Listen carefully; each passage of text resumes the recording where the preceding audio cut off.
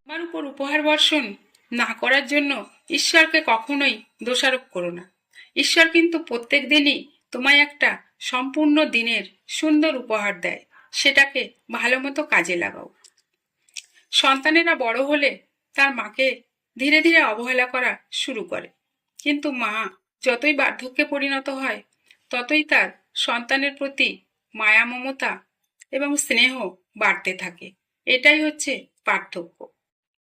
অসংখ্য কষ্ট, যন্ত্রণা পেয়েও মেয়েরা মায়ার টানে একটা সম্পর্ক টিকিয়ে রাখতে চায়। এই জন্য মেয়েরা মায়াবতী। আর মায়াবতীর কোনো পুরুষবাচক শব্দ নেই। মুক্ত বিশ্বাস হচ্ছে সকল সাফল্য, সকল অর্জনের ভিত্তি। বিশ্বাসী রোগ নিরাময় করে, মেধাকে বিকশিত করে, যোগ্যতাকে কাজে লাগায়, দক্ষতা সৃষ্টি করে, ব্যর্থতাকে সাফল্যে আর অশান্তিকে প্রশান্তিতে রূপান্তরিত করে। সুন্দর প্রত্যাশা ও প্রত্যয় নিয়ে দিন শুরু করুন। ঘুম ভাঙতেই বলুন, শুকর আলহামদুলিল্লাহ, থ্যাঙ্কস গড, বা প্রভু ধন্যবাদ, একটি নতুন দিনের জন্য। দিনের সমাপ্তিও ঘটান ঠিক এইভাবেই। স্থান কাল বুঝে হাসি মুখে কথা বলুন। হৃদয়ের আন্তরিকতা মুখের হাসিতে শতগুণ প্রস্ফুটিত হয়। সুযোগ হাতছাড়া করবেন না। পিছনের দিকে তাকালে দেখবেন, কাজ করে অনুতপ্ত হওয়ার চেয়ে যে সুযোগ আপনি হাতছাড়া করেছেন তা নিয়েই বেশি অনুতপ্ত হচ্ছেন। কোনো ঘটনার পরিপ্রেক্ষিতে সাথে সাথে প্রতিক্রিয়া ব্যক্ত করবেন না। একটু থামুন, লম্বা শ্বাস নিন, মনকে জিজ্ঞাসা করুন, এই মুহূর্তে আমার কি করণীয়? উত্তর পাবেন। কোনো কিছুই ভালো না লাগা আলস্যের একটি রূপ। যারা কিছু করে না তাদেরই আসলে কিছুই ভালো লাগে না।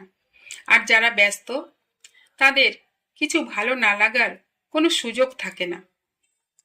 সত্যি সত্যিই কিছু করতে চাইলে একটা রাস্তা খুঁজে পাবেন আপনি, আর না চাইলে খুঁজে পাবেন অজুহাত। গোপন কথা যতক্ষণ নিজের কাছে আছে ততক্ষণ কথাটি বন্দি, কিন্তু কারো নিকট তা প্রকাশ করা মাত্রই তুমি তার বন্দী হয়ে গেলে। আপনি যদি নিজের পথটা নিজেই তৈরি করে চলেন তাহলে হয়তো এমন এক সাফল্যমণ্ডিত জায়গায় পৌঁছাবেন যেটা আপনার কল্পনায় ছিল। পৃথিবীতে প্রতিশোধ গ্রহণের মাধ্যমে যা অর্জন করা যায় তার চেয়ে ঢের বেশি অর্জন করা যায় ক্ষমা প্রদর্শনের মাধ্যমে। মনে রাখবেন, আপনি কে বা আপনার কি আছে তার উপর আপনার সুখ নির্ভর করে না। আপনার সুখ নির্ভর করে আপনি কেমন চিন্তা করেন তার উপর।